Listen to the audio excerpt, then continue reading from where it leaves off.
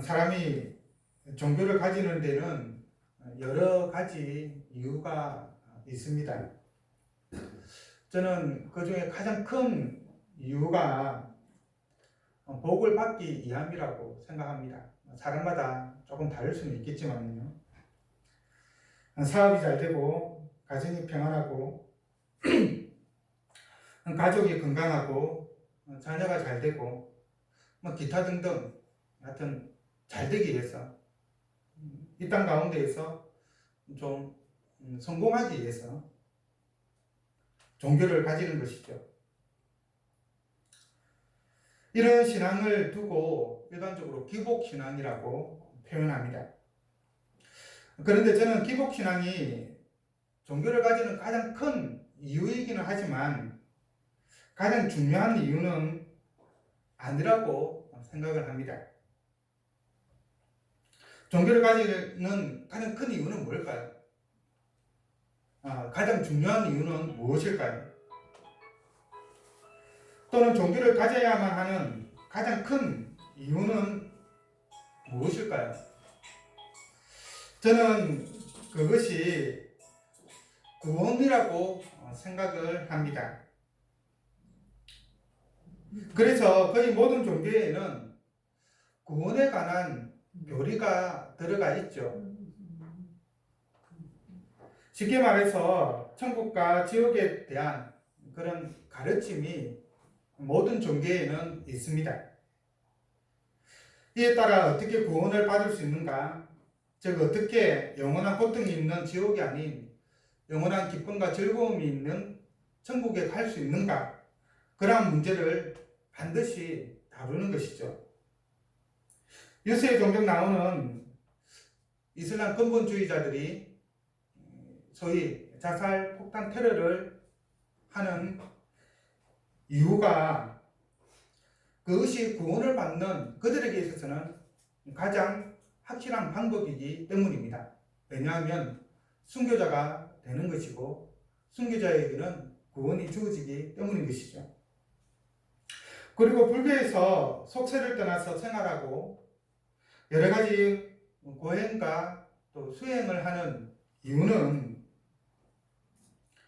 윤회의 사슬을 끊고 궁극적인 구원인 해탈을 이루기 위함입니다. 그런데 구원과 관련하여 모든 종교의 공통점은 이 인간 스스로의 힘으로는 그 구원에 이룰 수 있다라는 것이죠. 인간이 어떻게 하느냐에 따라서 구원이 결정이 되는 것입니다. 그래서 사람의 행위를 보통 모든 종교에서는 강조를 합니다. 그래서 이것이 좀 잘못되어 나가면은 돈을 바쳐야 된다, 이것을 해야 된다, 저것을 해야 된다 하는 말을 하죠. 그리고 또 반대급부로 이런저런 것을 해서는 안 된다라고 말을 하는 것입니다. 왜냐하면 인간의 그 힘에 의해서 자신의 행위에 따라서 그 구원이 결정이 되기 때문인 것입니다.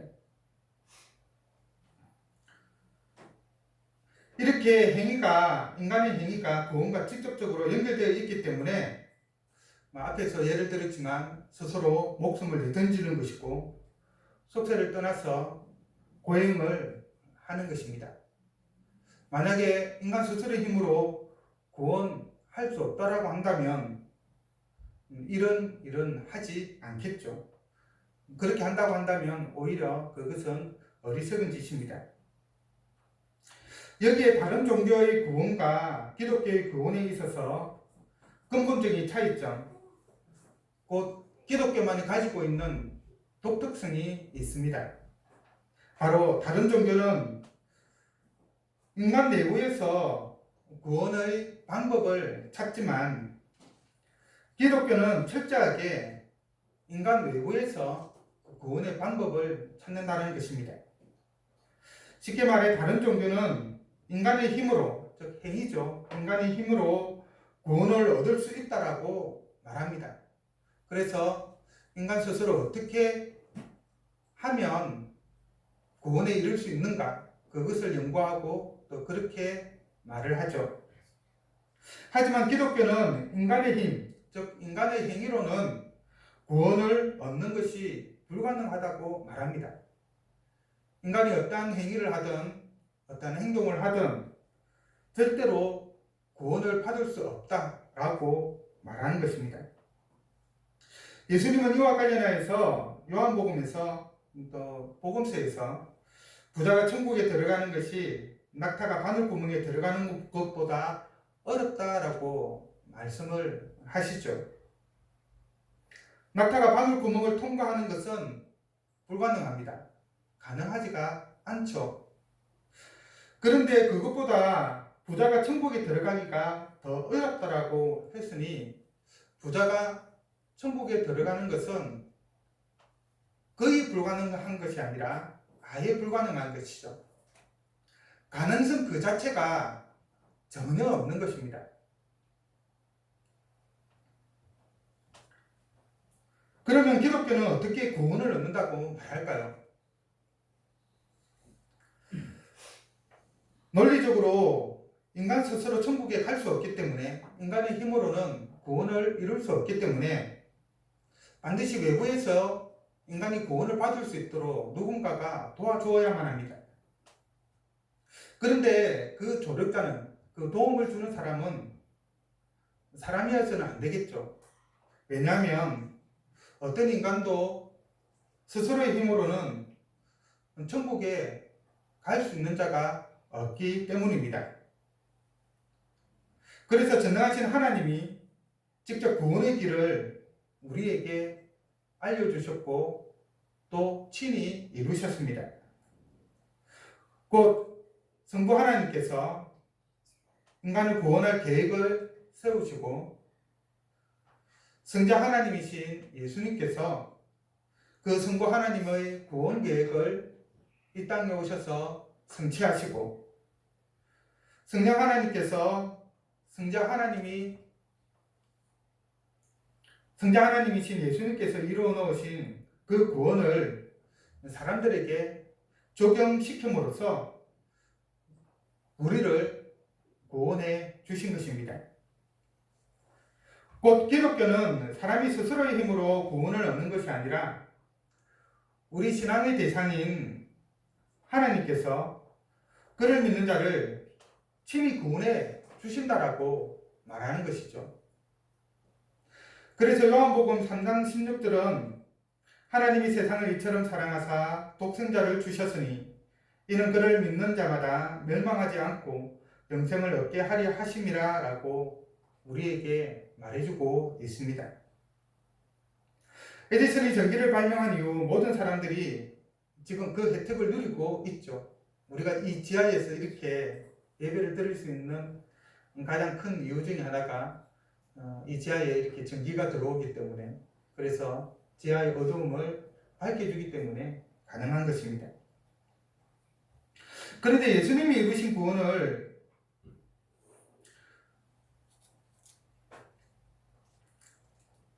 우리가 그냥 누릴 수 있는 것은 아니죠.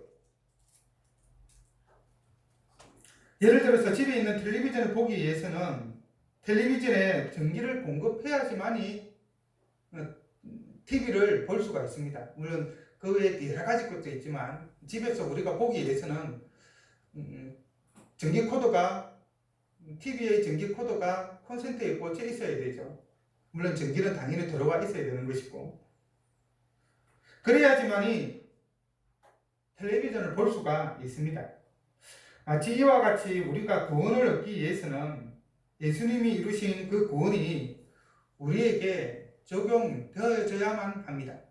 단순히 에디슨이 전기를 발명했기 때문에 그 전기를 우리가 누릴 수 있는 것이 아니라 그에 따르는 여러 가지 방식, 그리고 우리가 그것을 사용해야지만 되는 것처럼 예수님이 이루어 놓으신 그 구원이 우리에게 적용되어져야만이 우리가 구원을 받을 수 있는 것입니다. 그 구원을 우리에게 적용시켜 우리가 구원받을 수 있도록 해주시는 분이 바로 성령 하나님이신 것이죠. 그러면 성령님은 예수님이 이루신 그 구원을 우리에게 어떻게 적용시켜 주실까요? 오늘 본문에서 사도 바울은 하나님이 미리 아신 자들을 또한 그 아들의 형상을 본받게 하기 위하여 미리 정하셨으니 이는 그로 많은 형제 중에서 맏아들이 되게 하려 하심이니라. 또 미리 정하신 그들을 또한 부르시고 부르신 그들을 또한 어렵다 하시고 어렵다 하신 그들을 또한 영화롭게 하셨느니라 라고 말하고 있습니다. 여기에는 우리의 구원과 관련된 몇 가지 개념이 나타납니다. 5가지가 나타나고 있죠. 제일 먼저 미리 아심입니다. 예지죠. 하나님이 아셨다라는 겁니다. 두 번째는 미리 정하셨다라는 것인데 우리가 일반적으로 이야기할 때는 예정이라고 이야기를 합니다. 그리고 부르심입니다. 어려운 말로 소명이라고 이야기하는데 하나님께서 미리 아시고 택하신 자들을 때가 되어서 부르셨다라는 것이죠. 그리고 어렵다 하심입니다. 칭의입니다. 죄인이었는데 이제 너희는 죄가 없는 어려운 자다. 그렇게 말해 주신다는 것이죠. 그리고 마지막 5번째가 영화롭게 하셨다입니다.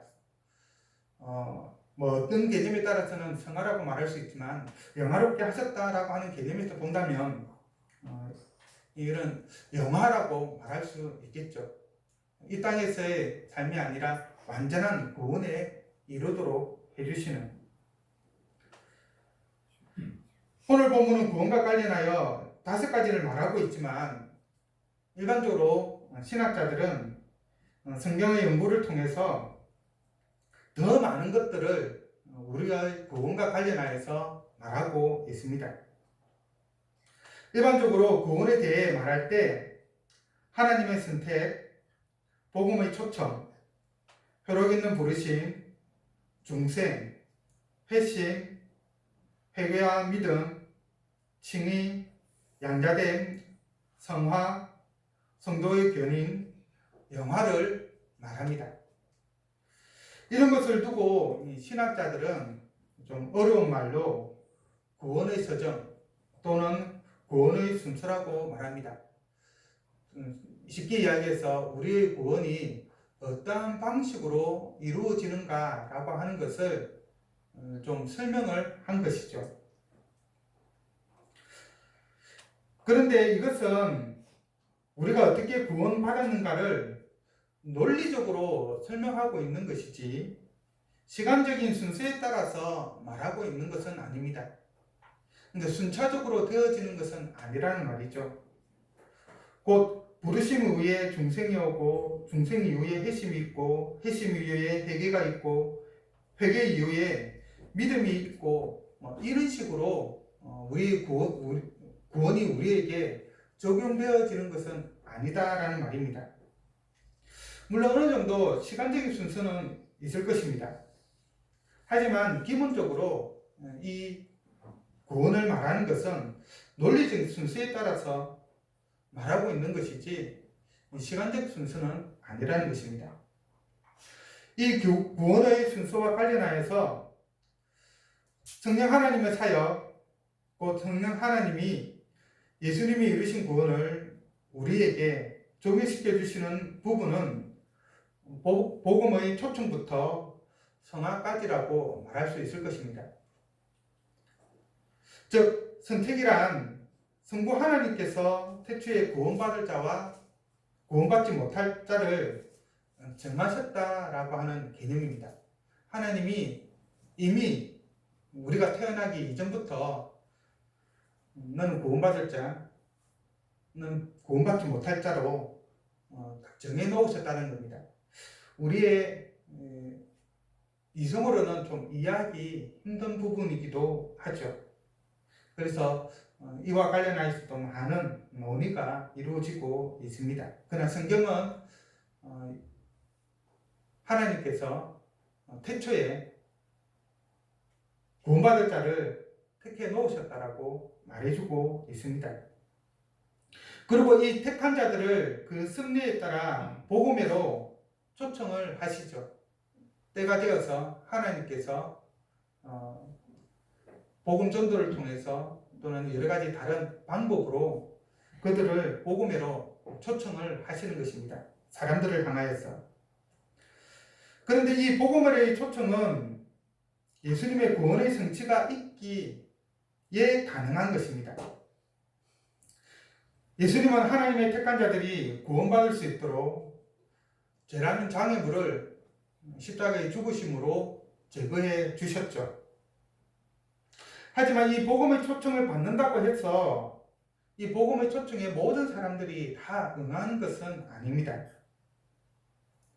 왜냐하면 예수님을 믿으라고 전도를 해보면 어떤 사람은 예수를 믿어야 되겠다라고 생각하는 그런 사람이 있는 반면에 무슨 소리 하느냐고 나는 불교를 믿고 있기 때문에 예수님을 믿을 수 없다라고 이런지하에 거절하는 사람도 있습니다.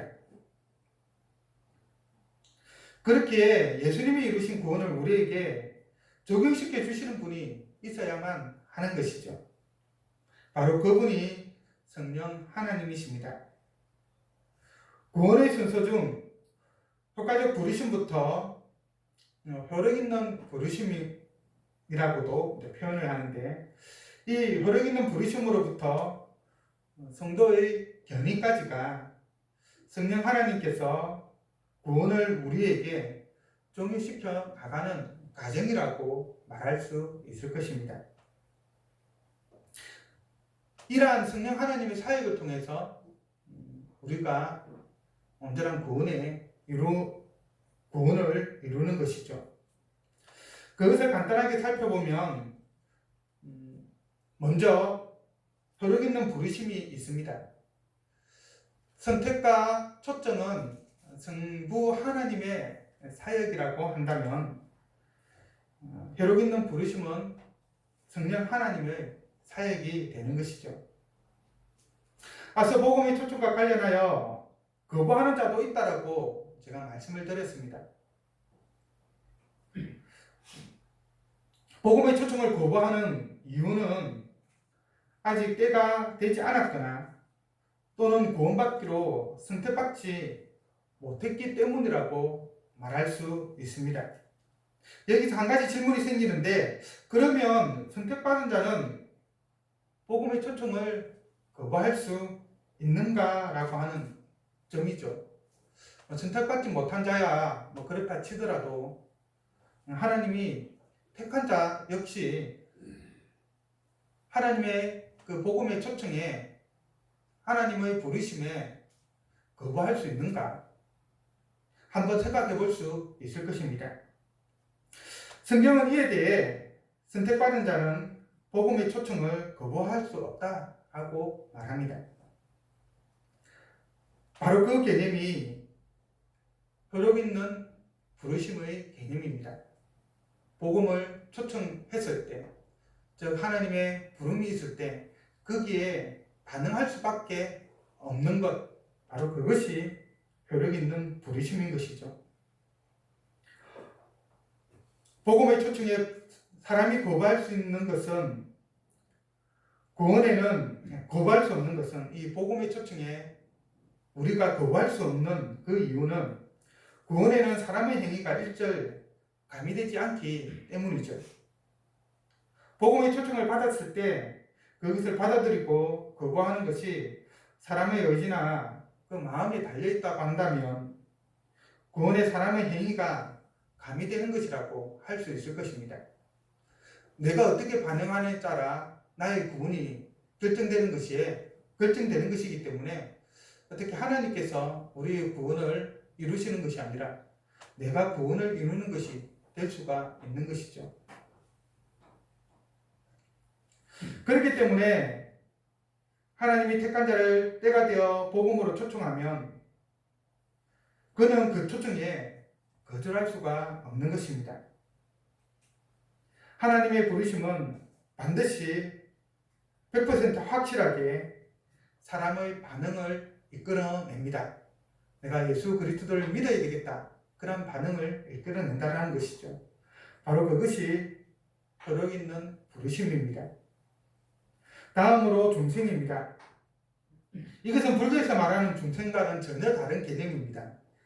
불교에서 말하는 중생은 무리 중자를 사용해서 일반적인 모든 생명체를 말하는 용도로 사용하죠. 근데 한자가 다릅니다. 우리가 말하는 중생, 성경에서 말하는, 기독교에서 말하는 중생은 무골 중자를 사용을 합니다. 이 중생이란 영적으로 다시 태어남을 의미합니다. 두 번 우리가 태어난다라고 보는데, 제일 처음은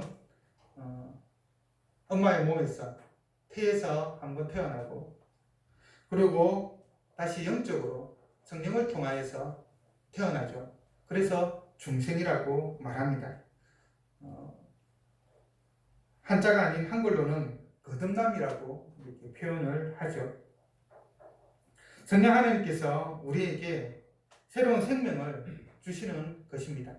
우리가 복음의 부르심에 응답을 하면 우리 안에 새로운 생명이 생기는 것입니다. 그러면 우리가 중생했는지, 즉 성령 하나님이 주신 그 새로운 영적 생명이 우리에게 있는지 없는지 우리가 어떻게 알 수 있을까요? 무엇으로 우리에게 새로운 생명이 있는지, 우리가 중생했는지, 거듭났는지를 확신할 수 있을까요? 그것을 우리는 회심을 통해서 알 수 있습니다. 회심은 중생의 외적 증거입니다. 즉, 회심이라고 하는 것은 거듭난 사람이 의식적인 행동을 통하여서 회개와 믿음 안에서 하나님께로 다시 돌아가는 것을 말합니다. 하나님을 떠났던 사람이, 하나님을 몰랐던 사람이 하나님께로 다시 나아오는 것, 그것이 곧 회심입니다. 이 회심은 새로운 관점에서 자신의 삶을 바라보는 것으로서 두 가지 면이 있습니다. 하나는 죄로부터 돌아서는 것이고, 다른 하나는 하나님을 향하여서 서 있는 것입니다. 이것을 좀 더 전문적인 방식으로 표현하면 회개와 믿음을 통하여 회심한다라고 말을 하는 것이죠. 이 회심은 일생에 단 한 번 일어나는 것입니다. 회심이 여러 번 생기는 것이 아닙니다. 단 한 번만 일어납니다.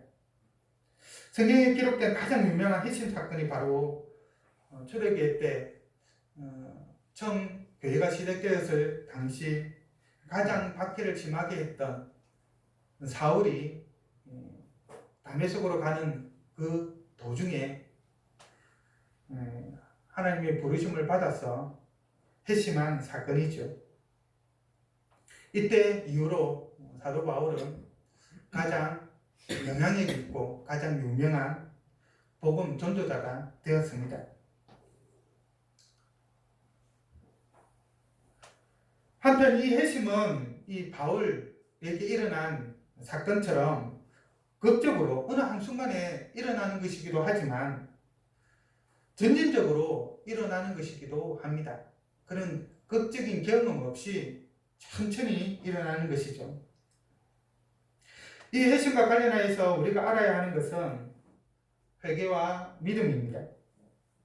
회개는 죄에서 돌아서는 것이고, 믿음은 하나님을 향하여 서는 것이다 라고 말할 수 있죠. 회심을 한 자에게는 회개가 있고 믿음이 있습니다. 회개는 자신이 영적으로 새롭게 태어난 자임을 깨닫고 변화된 삶을 살아가는 중에 지은 죄에 대해서 자백하고 용서를 구하는 것이라고 할 수 있습니다. 더 이상 죄를 짓지 않기에 노력하는 그런 부분도 포함이 되겠죠.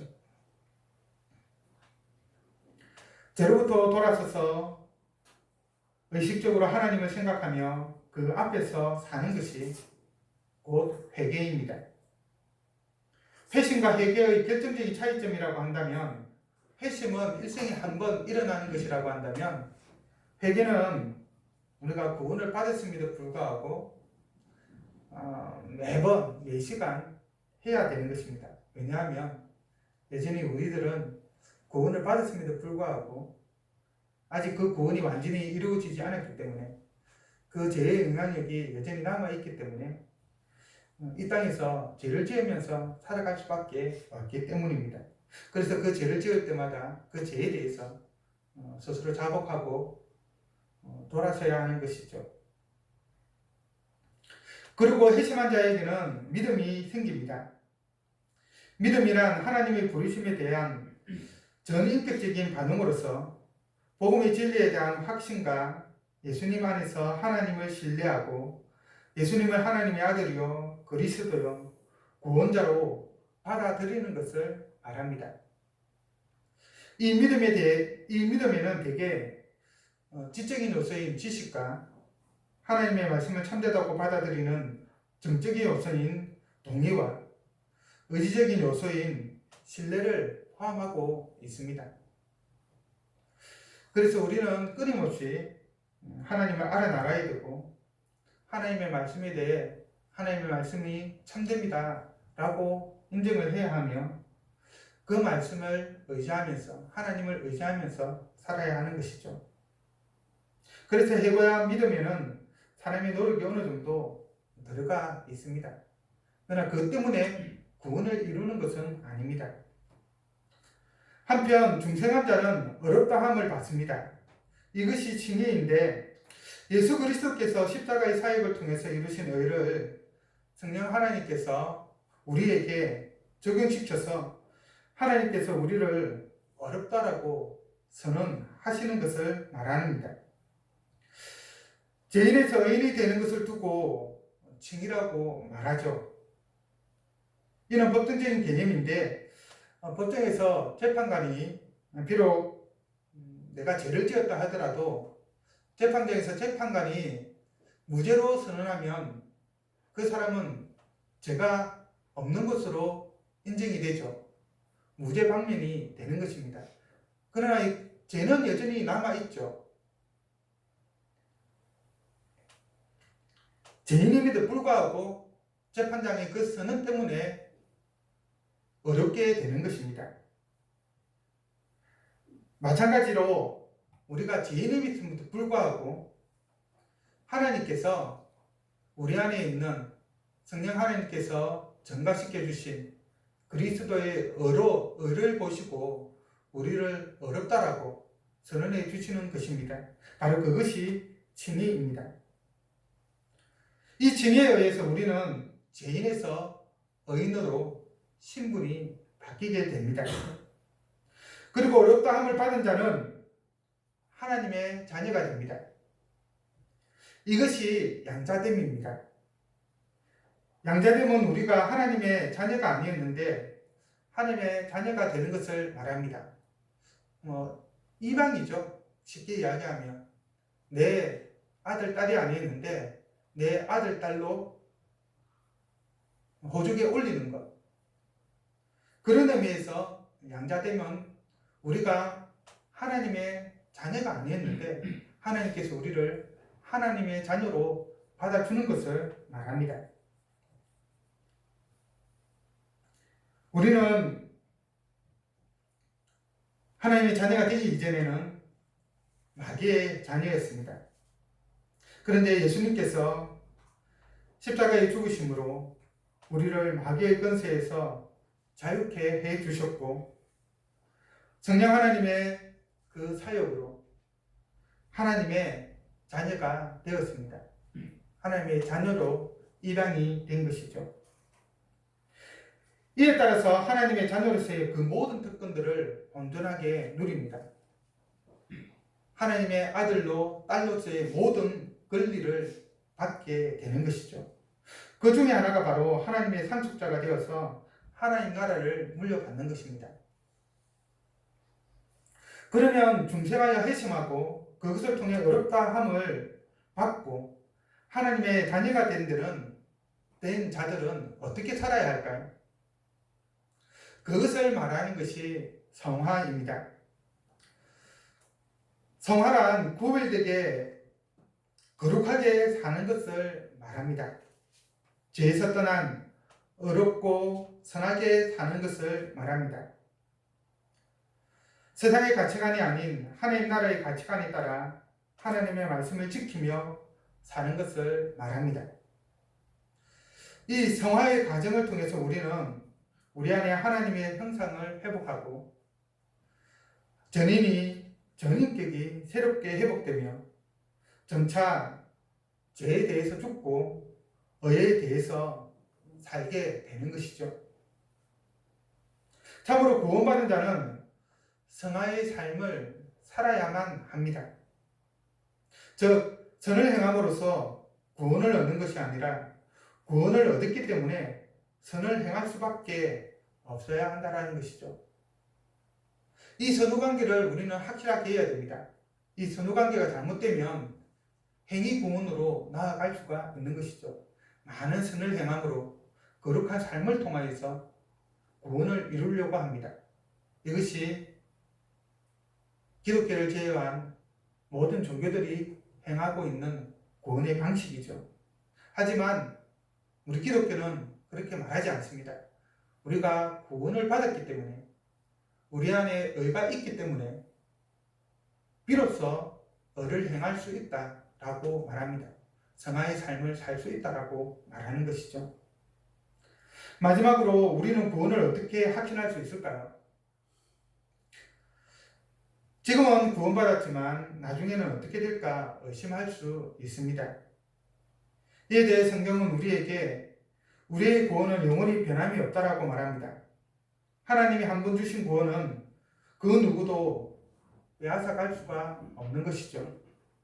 제가 앞에서 성령 차이과 관련하여서 성화까지만 말씀을 드렸는데 바로 여기서 말하는 구원의 여정 안에서 성도의 견인도 바로 성령의 사역이라고 할 수 있습니다. 하나님이 한 번 주신 구원은 누구도 빼앗아갈 수 없습니다. 구원받은 자가 그 구원을 잃는 경우는 어떤 경우에도 없습니다. 왜냐하면 성령 하나님께서 영원히 성자 예수님께서 이루어 놓으신 그 구원을 우리에게 조기시키시고 또한 보장해 주시기 때문입니다. 그것이 성도의 견인 교리입니다. 하나님이 택하시고 성령 하나님이 효력 있게 부르시고 거룩하게 하신 자들은 은혜의 상태, 곧 구원받은 상태에서 전적으로 그리고 최종적으로 타락할 수 없고 끝까지 확실히 인내하여서 영원한 구원을 얻게 됩니다. 그렇기 때문에 기쁨 가운데에서 확신 가운데 살아갈 수가 있는 것이죠. 그리고 영원한 구원 상태에 이르는 것, 곧 더 이상 죄의 영향을 받지 않고 완전하게 거룩하게 되는 상태를 영화라고 말합니다. 이 영화는 이 땅에서는 이룰 수 없는 것입니다. 이 영화는 예수 그리스도의 재림을 통해서 온전히 이루어지죠. 그리고 우리 죽음을 통해서 우리에게 주어지게 됩니다. 말씀을 믿겠습니다. 사랑하는 성도 여러분, 성령 하나님께서 성부 하나님께서 계획하시고 성자 하나님이신 예수님이 성취하신 그 구원을 우리에게 적용시켜 주십니다. 성령 하나님께서 우리를 죄 가운데서 효력 있게 부르셨고 새로운 영적 생명을 주셨으며 죄로부터 돌이켜서 하나님께로 향하게 하셨고 회개와 믿음을 통하여 그리스도의 의를 우리에게 전가시키므로 우리를 죄인이 아닌 의인으로 인정해 주셨으며 그 의를 통해 하나님의 자녀로 삼아주셨고 하나님의 자녀로서 이 악한 세상 중에 어렵게 살아갈 수 있는 힘을 주셨습니다. 성령 하나님께서 우리에게 종식시켜 주신 이 구원을 소중히 간직한 채 예수 그리스도께서 다시 오시는 그날까지 영화를 이루는 그날까지 살아가는 우리 모든 성도님들이 되기를 간절히 바랍니다. 기도하겠습니다. 오늘도 살아계셔 역사하시는